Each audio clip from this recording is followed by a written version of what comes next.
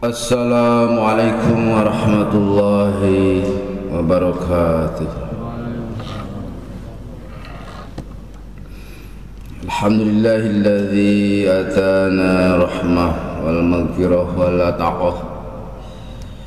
Asyhadu an la ilaha illallah wahdahu la syarika lah wa asyhadu anna sayyidana Muhammadan abduhu wa rasuluh. Allahumma salli ala Sayyidina Muhammad ibn Abdillah wa ala alihi wa sahbihi wa man tabi'alah ila yaumil qiyamah. La ilaha illallah, la mawjuda illallah, la ma'buda illallah, la matluba illallah, la maqsuda illallah.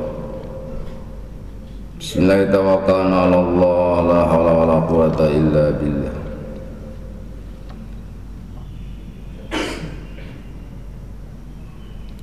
Hadirin yang dimuliakan oleh Allah Subhanahu wa taala, baiklah, dalam kesempatan yang singkat ini kita menambah amalan kebaikan di bulan Ramadan ini, yaitu ada tolabul ilmi subuh gitu ya, atau ceramah subuh begitu, sambil menenangkan perut kita setelah kita sahur ya. Barangkali ada yang biasa tidur setelah subuh, kini terjeda sebentar ya, atau lebih baik memang, karena dari makan ke tidur itu minimal 2 jam ya, jangan langsung tidur begitu. Selanjutnya giliran saya pada waktu ini adalah dengan tema hidangan istimewa Ramadan. Kalau berbicara hidangan, ya mungkin sudah pada tahu apa itu hidangan ya. Ya mungkin sebagian ada yang kurang gitu. Hidangan dalam bahasa Indonesia adalah mungkin ya semacam sajian gitu ya. Hidangan itu adalah sajian atau bingkisan. Kalau istilah di kita, hidangan ada di atas meja makan ya. Di antaranya ada makanan pokok, ada makanan tambahan gitu ya. Ada nasi, ada lauk pauknya, ada sayur mayurnya, bahkan ada susu juga yang disebut 4 sehat 5 sempurna gitu. Kalau bahasa barudak maka genep kamerkaan sana gitu. Ada juga hidangan itu istilah dalam dalam hajatan itu, kalau sudah berkunjung ke yang hajatan, pulangnya suka diberi bingkisan itu. Dalam istilah sunnah itu hidangan itu. Ya tidak lebih daripada hidangan mungkin itu ya. Hidangan. Ya mungkin juga yang hajatnya orang kaya sama menyediakan hidangan itu gitu. Hidangan. Bahkan mungkin terjadi suatu kejadian yang hajatnya orang kaya raya, terus tamu berdatangan, ada tamu orang biasa, ya katakan dalam tanda kutip orang miskin begitu, namun dia ahli ibadah, datang ke situ, oh terima kasih kamu udah datang ke sini, merasa bergembira yang hajat itu, dan pulangnya diberi bingkisan, isinya ya semacam kue dan sebagainya, ditambah itu dengan khusus bagi orang itu, ditambah dengan amplop yang isinya adalah cek sebesar 10 juta begitu. Saking berterima kasihnya atohnya itu yang punya hajat kedatangan seseorang itu yang ahli ibadah. Jadi bingkisan relatif itu. Sama seperti sajian di meja makan pun relatif gitu. Ada yang hanya nasi saja sebagai makanan pokok gitu. Ada yang ditambah dengan menu gitu kan. Hanya menu saja, tidak ada lauk pauk atau buah-buahan atau tidak ada. Ada juga sajian di meja makan yang penuh segalanya seperti yang tadi dikatakan begitu. Nah, kita sekarang bukan membahas itu, kita sekarang membahas hidangan istimewa di bulan Ramadan. Apa saja, baiklah. Kami mencatat sini ya kurang lebih 10 lah ya. 10 hidangan istimewa di bulan Ramadan. 10 juga ini sudah banyak. Kalau bisa kita mengambilnya, meraihnya, melahapnya, wah luar biasa. Mungkin sangat merekis, atau dalam kata orang Belanda itu rangkibung begitu kan, saking banyaknya gitu. Apa saja keistimewaan bulan Ramadan itu? 1 adalah diharamkannya api neraka ya. Allah memberikan hidangan berupa pengharaman jasad orang itu dari api neraka. Ini bagi siapa? Yaitu bagi orang yang merasa gembira ketika akan datang Ramadan. Oh, berarti ini disajikannya sebelum Ramadan ini. Artinya sebelum Ramadan pun hidangan istimewa Ramadan sudah disiapkan begitu. Ini sebelum masuk Ramadan itu. Artinya bagi orang yang merasa gembira akan masuknya Ramadan, maka dia akan diharamkan jasadnya pada api neraka. Ya, sebagaimana mungkin sudah banyak yang menyampaikan hadisnya itu ya. Man fariha bidukhuli Ramadan haramallahu jasadahu an niron.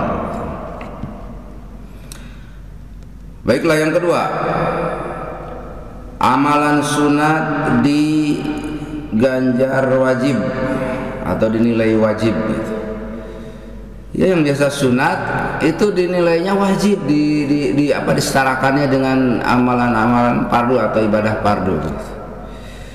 Kalau tadi dalam meja makan buah-buahan itu hanya sekedar tambahan lah.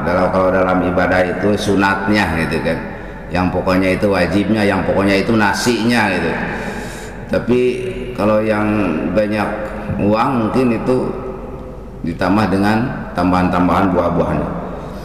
Ini orang yang imannya kaya, biasa dalam ibadah itu bukan hanya fardu tapi dengan sunatnya gitu ya, karena ada kekuatan iman itu. Nah, maka sunatnya ini dijadikan wajib atau dihukumi wajib. Beruntunglah. Jadi di amalan di bulan Ramadan ini, meskipun kita sholat sunat, sedekah sunat, amalan sunat yang lainnya juga itu diistimewakan oleh Allah menjadi seperti wajib gitu. Pahalanya menjadi wajib. Lanjut, yang ketiga, setiap amal baik dilipat gandakan sampai 70 kali lipat. Saya bayangkan ya, mungkin hari-hari biasa sampai 10 mungkin ya, satu kebaikan itu dibalas 10, dibeli 10. Ini menjadi 70, luar biasa. Pernah kita beberapa waktu yang lalu atau tahun yang lalu, harga jengkol itu mencapai 100.000 kalau nggak salah, pernah lah. Kalau masih ingat gitu, pernah terjadi gitu, harga jengkol sampai 100.000, merasa mimpi itu. Padahal yang biasanya mungkin hanya 10.000 lah paling mahal. Oh, jadi 100.000 itu. Wah, maka orang-orang yang berdagang itu berebut atau saking semangat gitu. Yang punya pohon jengkol, wah, siap memanen.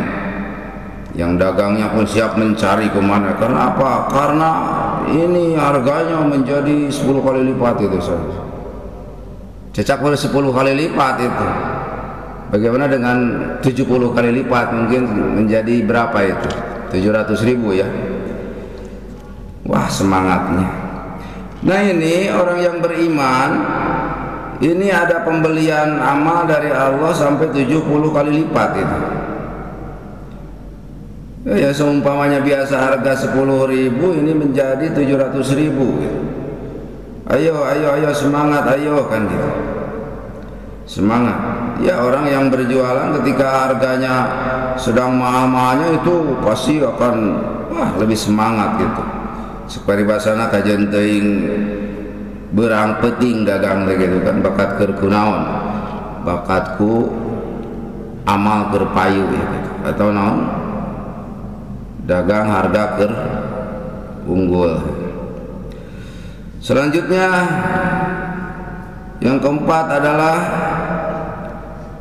setan dibelenggu.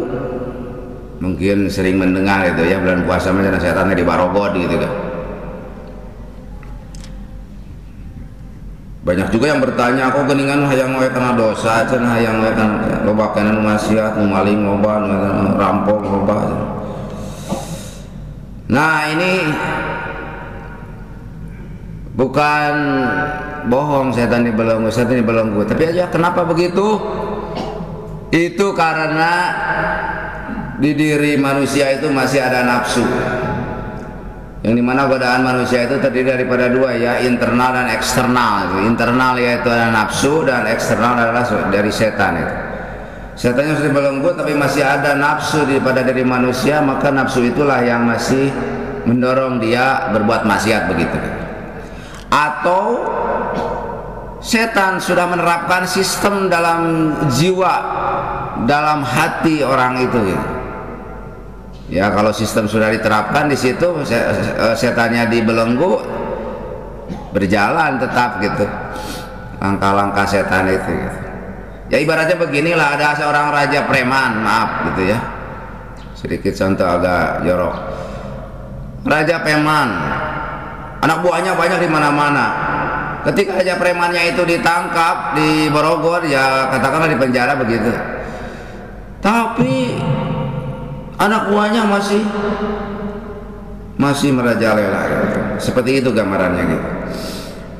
Nah, setan pun begitu, meskipun dianya di Bogor, tapi sistem yang sudah ditanamkan di jiwa itu, maka di orang itu tetap kuat berjalan. Maka kesempatan dalam Ramadan ini coba kita berjuang tanpa gangguan dari eksternal, tanpa dari gangguan dari luar, tanpa gangguan dari setan.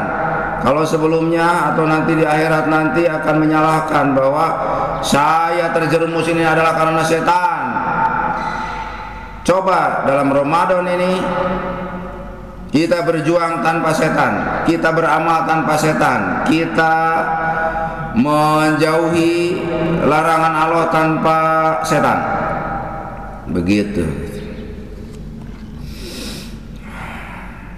Mumpung setannya sedang diborgol, maka sistem-sistem yang ada pada jiwa kita coba buang atau hapuskan lah ke dalam komputer ya, sistemnya hapus saja. Hapus. Karena langkah-langkah sistem dalam Al-Quran itu wala tatabi'u khutuwatis syaitan. Khutuwatis syaitan itu adalah sistem ya, sistem setan itu. Khutuwatis syaitan artinya sistem setan yang diterapkan di jiwa manusia, di akal manusia. Maka coba hapus perlahan-lahan di bulan Ramadan ini gitu. Dengan apa ya? Dengan kita berpuasa sungguh-sungguh. Dengan berpuasa sungguh-sungguh.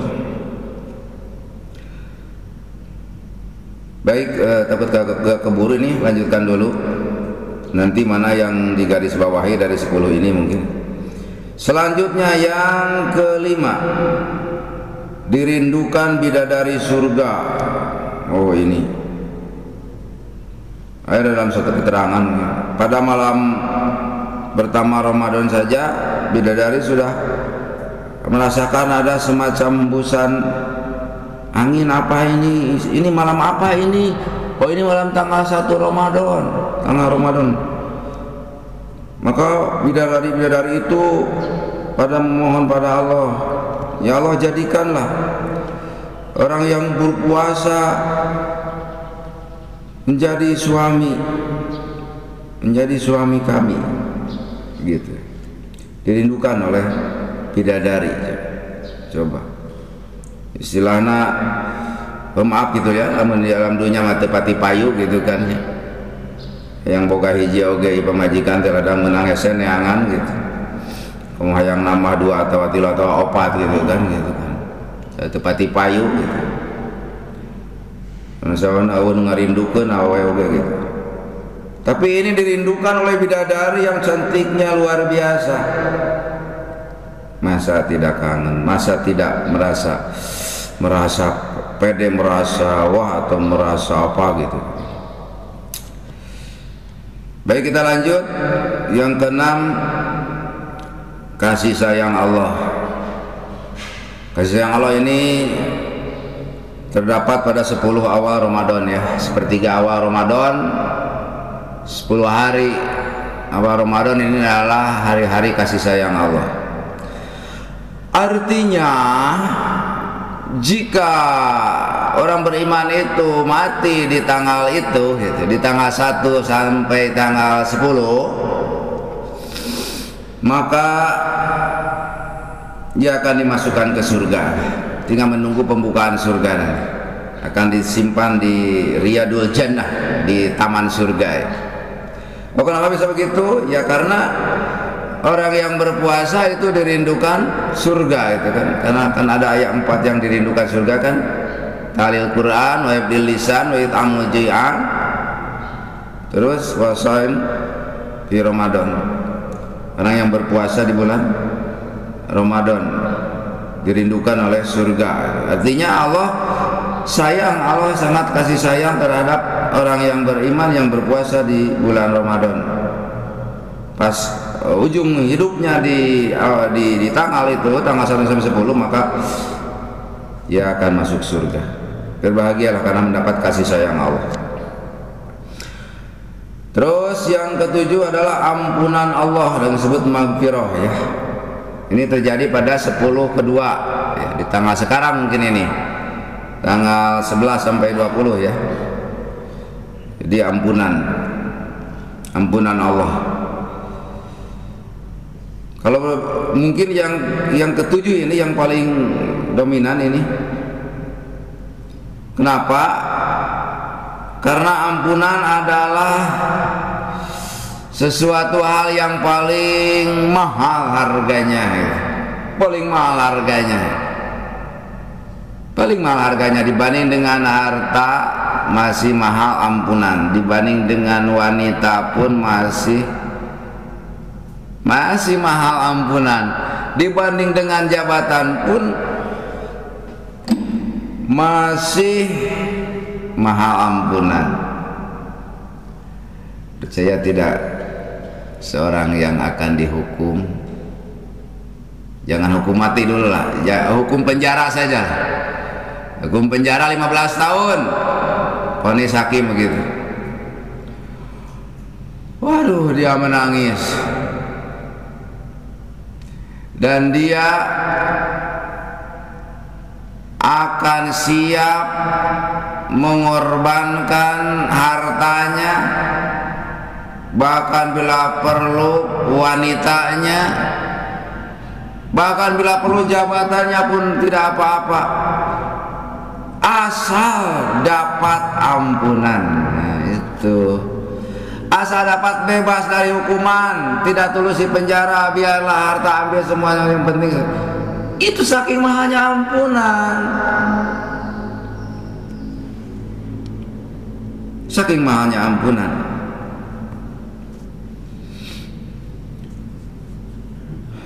Dalam Al-Quran itu ada ya, law kana ma fil ardi jami'a laqtadat bih.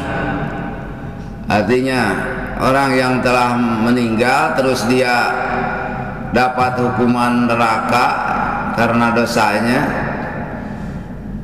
dia sesumar gitu. Seandainya semua kekayaan dunia ini milikku, maka akan saya buang semua, akan saya tebus, akan saya pakai alat penebus. Artinya semua harta saya silakan. Saking mahalnya ampunan itu.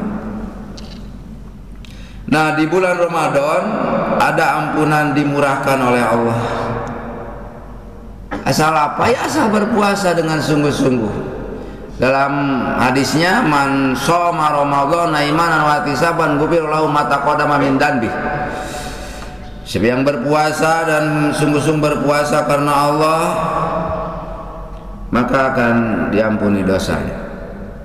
Bahkan dalam riwayat lain, wa ma ta'akhkhar, bukan saja dosa yang sebelumnya, bahkan dosa yang ke depan pun akan diampuni. Ini luar biasa. Kok bisa berbeda begitu? Begini konteksnya. Kalau dia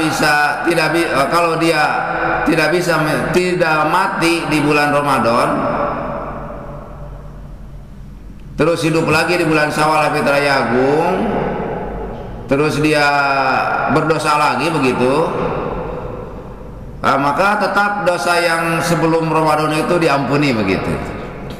Cuman tidak ada jaminan dosa yang ke depan itu diampuni, tidak.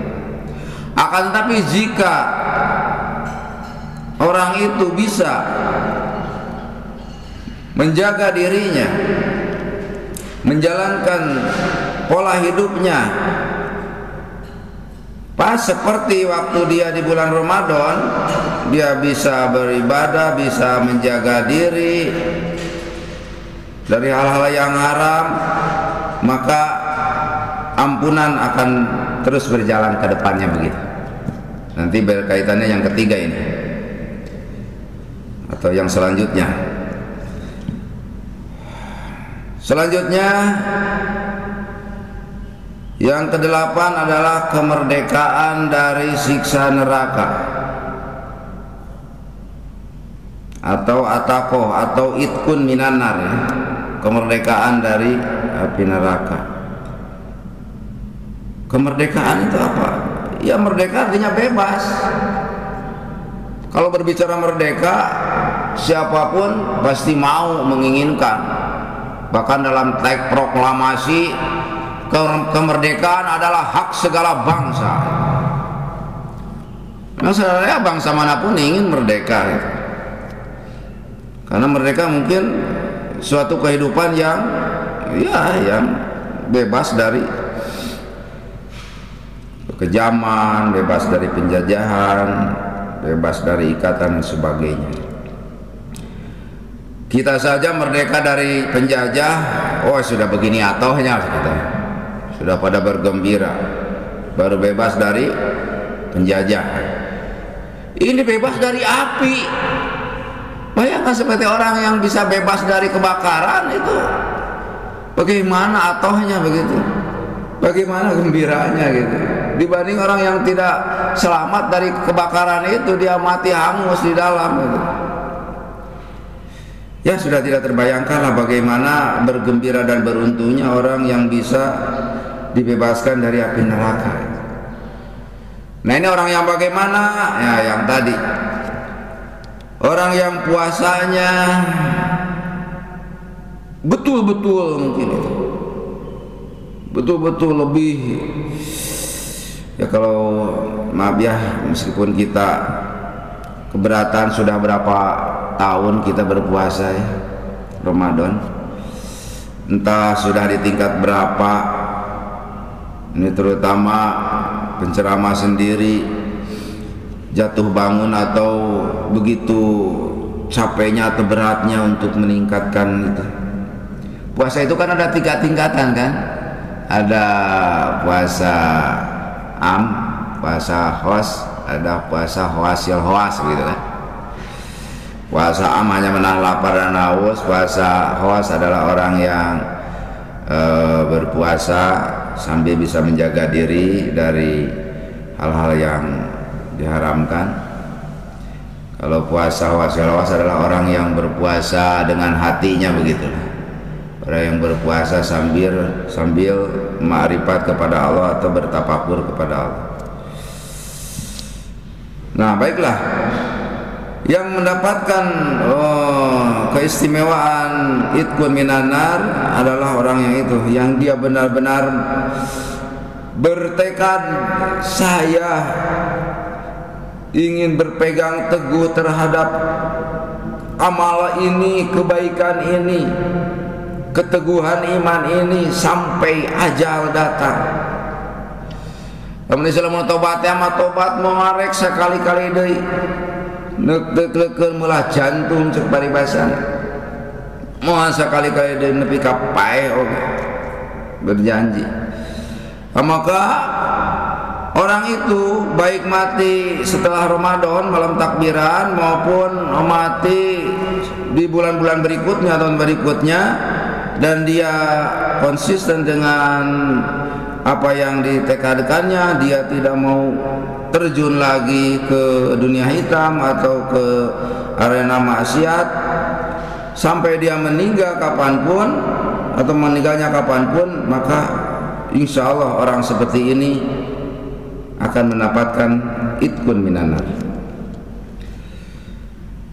Hadirin masih ada waktu sedikit, kita lanjut pada nomor 9 ya, yaitu ada malam Lailatul Qadar. Tentu saja ini malam yang sudah populer, tapi sangat dirahasiakan oleh Allah waktunya, entah malam berapa.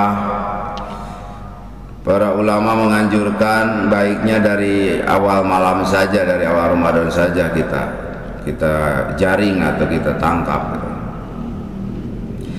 Tapi kita sudah memasuki hari ke-14 kita ya.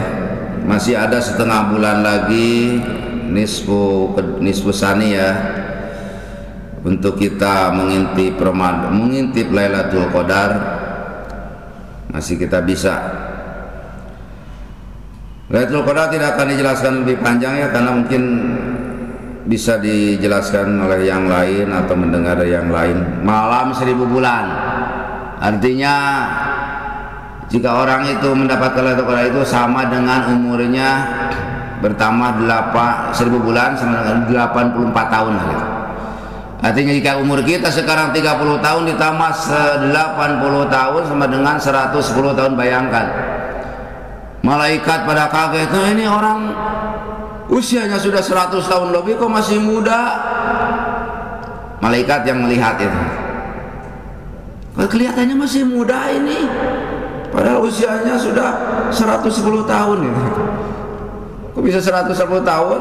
Karena ditambah dengan Lailatul Qadar itu 80 tahun itu. Jika 1 Ramadan, jika 2 Ramadan dapat Lailatul Qadar ditambah 80 lagi mungkin. Jadi hampir 200 tahun gitu. Pada 2 tahun ini bertambah 200 tahun umurnya. Itu kalau berbicara usia itu ya. Ya memang banyak orang menginginkan ingin awet muda kan, meskipun usia sudah mau mencapai 50 tahun, tapi kelihatannya kebugarannya seperti masih muda, gitu, masih anak muda itu kan. Itu pada menginginkan orang itu, pada mengidolakan itu. Nah di sini ada usia sampai 100 tahun lebih tapi masih muda. Yang lebih menarik daripada Lailatul Qadar di situ adalah ada penawaran perubahan nasib dari Allah Subhanahu wa taala, yaitu merubah catatan nasib takdir di Lauh Mahfuz. Ini sedikit saja ya, mungkin tidak kepanjangan. Di Lauh Mahfuz itu ada catatan takdir, catatan nasib setiap manusia.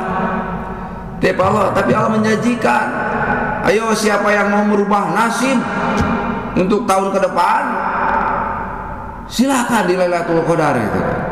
Maka dirubah nasib, dari mulai nasib hartanya, keluarganya yang sebelumnya hartanya sulit, rezeki sulit, bahkan keluarga pun semberawut, sering acak-acakan, mencek bahasa sudah nama awet rajet begitu. Anak tidak karuan, susah diatur, sulit mendapatkan anak soleh dan sebagainya. Terus apalagi di tempat pekerjaan kurang dihormati, tidak naik-naik dan sebagainya. Terus apalagi? Silakan di Lailatul Qadar rubah keadaan itu. Ini kabita leuwah dinya nama gitu kan. Ngan lebah ibadahna jeung lebah ngareketkeun hayang puasa nu sabenerna ieu berat mah gitu. Gogoda teh ieu aya we gitu kan. Hayang asa bulan biasa we gitu kan. Pada kesempatan hanya sebentar sebetulnya mah, sebulan itu tidak lama itu kan. Ulat saja siap untuk dikepompong ya, demi mendapatkan sayap menjadi kupu-kupu. Ular saja rela untuk megar gitu bahasa Sundanya itu, untuk memanjangkan umurnya gitu kan. Ayam saja bisa melahirkan anak-anaknya dengan berpuasa itu. Hadirin yang muliakan Allah Subhanahu wa taala, baiklah mungkin waktu ya. Ada satu lagi yang ke-10 adalah dikabulkannya doa. Ramadan itu dari mulai tanggal 1 sampai tanggal terakhir nanti setiap doa dikabulkan. Geuning cenah abdi sok ngadua wae geuningan cenah kana